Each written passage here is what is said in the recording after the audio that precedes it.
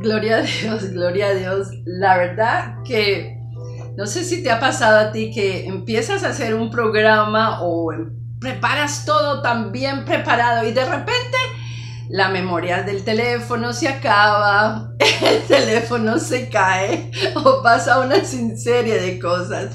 Pero bueno, la gloria sea para el Señor porque verdaderamente igual vamos a seguir haciendo nuestra programación y vamos a tratar una vez más. Les estaba relatando sobre la batalla que empecé a tener en la congregación y cómo Dios verdaderamente comienza a hacer algo, yo diría, sobrenatural en mi vida, porque entre más yo me escondía para que no me dijeran nada, para que las hermanas no tuvieran celos ni enojo conmigo, cada que venía un pastor, cada vez que venía un evangelista a la iglesia, de una forma u otra siempre terminaban llamándome hacia el frente y entonces me decían, así te dice el Señor, y me decían, tu ministerio es de liberación, tu ministerio es de sanidad, irás a las naciones, tocarás continentes que nunca has tocado con tus pies y verás la gloria de Dios. O sea, y era uno tras otro, no fue solamente uno, era cuando aún iba a las congregaciones, obviamente con la pastora, americanas. Los americanos me decían lo mismo, o sea, nunca hubo en esa parte una profecía totalmente diferente, siempre me dijeron que yo iba a ir a las naciones con este ministerio, que iba a tener la televisión y que iba a tener la radio. Fueron las tres cosas que me dijeron todos por igual, americanos y latinos.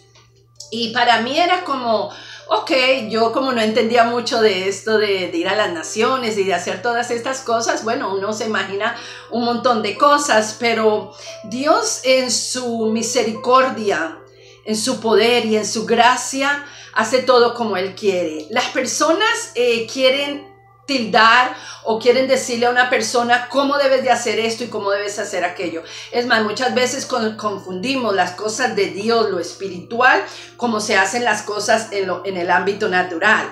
Pero muchas veces Dios las hace como Él quiere, Él usa a quien quiere. Imagínate, yo no sabía la palabra ni en inglés ni en español, tampoco sabía lo que eran los dones espirituales y mucho menos iba a entender qué era ir a las naciones. Entonces yo me imaginé en mi mente, bueno, me voy a ir a las naciones, voy a viajar, gloria a Dios, pero ¿cómo voy a hacer todo eso? O sea, había muchas incógnitas en mi vida.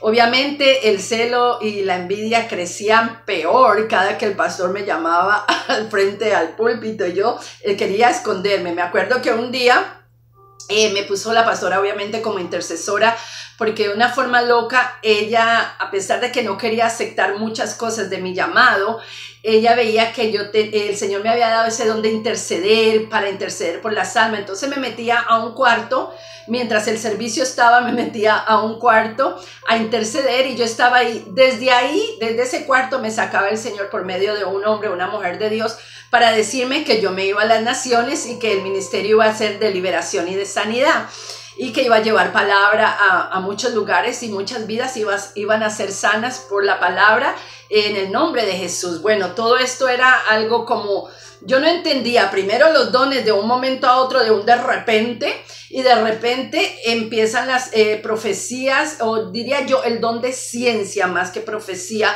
de lo que Dios iba a hacer en mi vida y de lo que empezaría a hacer en mi vida. Cuando Dios tiene, amada, amado, algo con alguien, con una persona, Dios va a hacer que aún las piedras hablen de esa persona. Quizás yo estaba allí escondida creyendo, tenía miedo, tenía terror de que me dijeran otra cosa para que las hermanas no se enojaran y las personas que estaban ahí. Pero Dios lo hacía como Él quería. Yo me acuerdo que mi cara se ponía roja, me daba vergüenza, me dolían los pies, me temblaba todo porque yo decía, yo no voy a pasar allá al frente y no quiero. Después que se terminaba el pastor o el evangelista, la evangelista de decir lo que Dios les había mostrado de mí, de mi persona, yo miraba nada más las caras de las hermanas y se levantaba el odio peor, era una rabia, ya no era el como que bienvenida a la congregación, ya es más que todo como salte de la congregación, ¿no? Bueno, y acá dice que cuando comencé Comencé haciendo limpieza en la iglesia, ayudando en todo lo que pudiera, porque para mí era un placer servirle a Dios, fuera donde fuera. Los celos y la envidia de algunas hermanas me hacían pensar a veces que no debería volver los domingos a la iglesia. ¿Te ha pasado a ti? Pero había una fuerza tan profunda que me decía, hija, avanza y no te detengas. La pastora de la iglesia decidió colocarme en el grupo de intercesión. Desde allí Dios me capacitaba me capacitaba por medio del Espíritu Santo. Las cosas que yo experimentaba en ese cuarto de oración y de intercesión no eran entendibles para los seres humanos, para la mente humana, puesto que yo nunca había puesto los ojos ni escuchado nada de este mundo trascendental, sobrenatural. Hermanos, yo nunca había escuchado de las cosas que pueden pasar espiritualmente, y yo sé que esta parte para muchos le trae confusión y muchos lo cuestionan. Realmente Dios hace cosas así, pero acuérdate, les estoy hablando de una perspectiva de una mujer que no sabía nada de estas cosas espirituales, a una mujer que pasa a ver cosas que yo misma no entendía. En ese grupo, en ese cuarto de oración, en el mundo espiritual, yo veía las enfermedades de los hermanos, de las hermanas de la iglesia. Yo veía cosas que iban a acontecer. Era algo sobrenatural, pero yo no sabía cómo interpretarlo. Yo me acuerdo que muchas veces resulté con dolores en el cuerpo. Yo no entendía por qué me dolía el cuerpo, por qué me dolía la cabeza, muchas veces como si me la fueran a arrancar. Y yo no entendía que aunque yo estaba en este cuerpo, estaba luchando espiritualmente o intercediendo espiritualmente por estos hermanos y hermanas para sanidad y para liberación, porque podía haber cosas de liberación tremendas que después obviamente se manifestaban y los hermanos le decían a la pastora, y eran cosas que muchas me las guardaba por los celos que habían en la iglesia, porque también muchas veces cuando yo le decía a la pastora, mire pastora, Dios me mostró esto, la respuesta de ella muchas veces era, usted hermana es nuevita, usted no sabe mucho de eso, escríbalo en un cuaderno. Entonces yo, bueno, realmente empecé a escribir, tenía, porque verdaderamente todo eso, yendo a las naciones, se me perdieron. Tenía como 5 cuadernos llenos de todo lo que Dios me mostraba para esta iglesia, porque era ahí donde Dios me tenía plantada.